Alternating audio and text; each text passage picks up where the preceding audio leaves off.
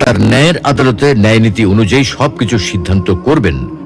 আমরা দেখতে পাই এক ব্যক্তি ভালো কাজ করছে, অথচ দুনিয়ায় তার কোনো লাভ সে পায় না।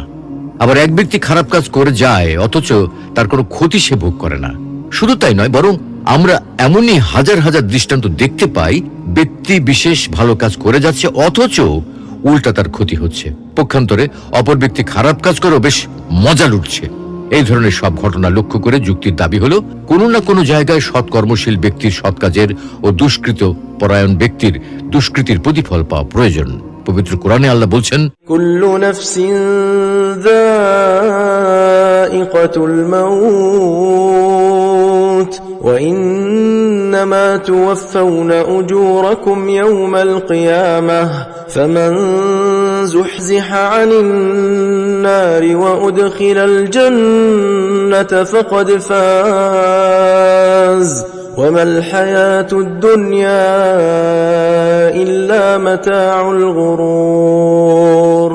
প্রত্যেক প্রাণী মৃত্যু স্বাদ গ্রহণ করবে এবং কিয়ামতের দিন তোমরা পূর্ণ প্রতিদান প্রাপ্ত হবে। যাকে জাহান্নাম থেকে দূরে রাখা হবে ও জান্নাতে প্রবেশ করানো হবে, সে ব্যক্তি সফল কাম হবে।